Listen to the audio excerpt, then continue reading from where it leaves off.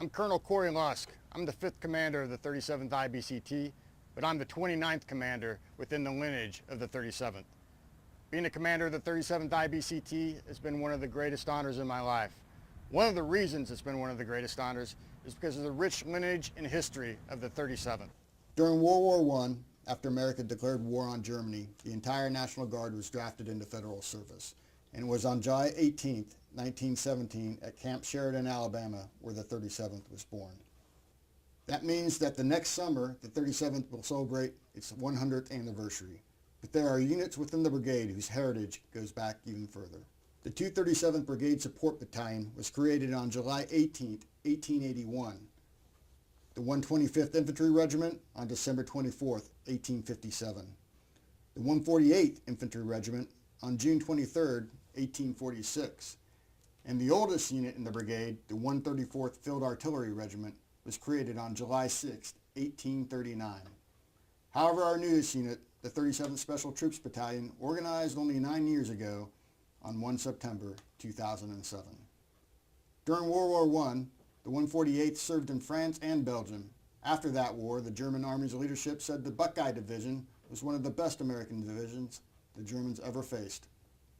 During World War II, the 37th Division wrote one of its greatest chapters. The 37th was called into federal service on October 15, 1940, for an enlistment that was meant to only be for 1 year. But because of the needs of the Army, the 37th was activated for the entire war. In 1943, the 37th arrived in the Pacific Theater. Over the next 2 years, from Fiji to Manila, the 37th spent 592 days in combat. Commanding the 37th throughout World War II was Major General Robert Beitler. He was the only division commander in the National Guard to retain his command from the entrance of the war to its final conclusion. In 1945, Yank magazine wrote about the 37th. Seeing the 37th move towards a new front was like seeing Joe Louis step into the ring after the preliminaries. The 37th has 8 Medal of Honor recipients.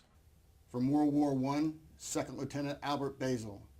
From World War II, PFC Frank Patricia, PFC John Reese, 2nd Lieutenant Robert Vialli, Sergeant Clito Rodriguez, PFC Joseph Cicchetti, and PFC Anthony Krotak.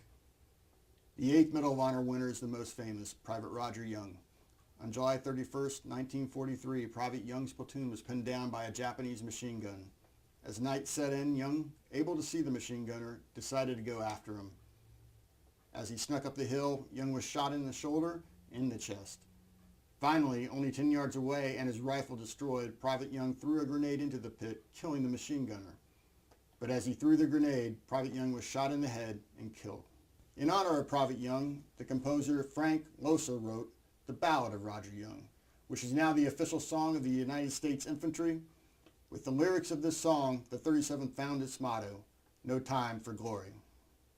Other periods of federal service for the 37th have been in Korea from 1952 to 1954, Kosovo in 2005, Kuwait and Iraq in 2008 and 2009, and Afghanistan in 2011-2012.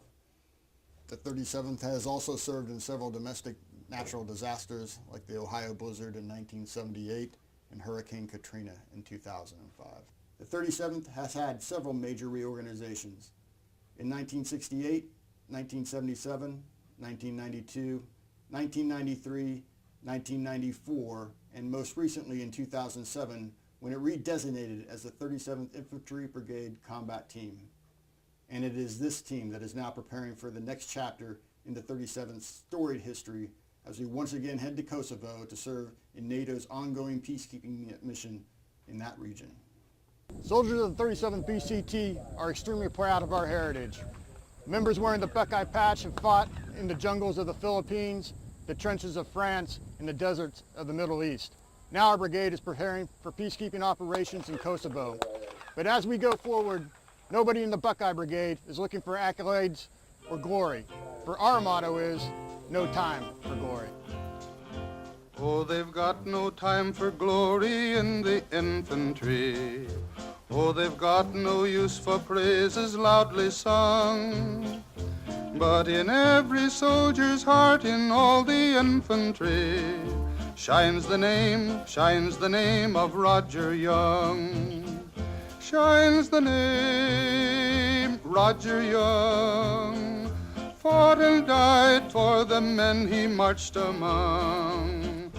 To the everlasting glory of the infantry lives the story of Private Roger Young. Caught in ambush lay a company of riflemen, just grenades against machine guns in the gloom. Caught in ambush till this one of 20 riflemen volunteered to meet his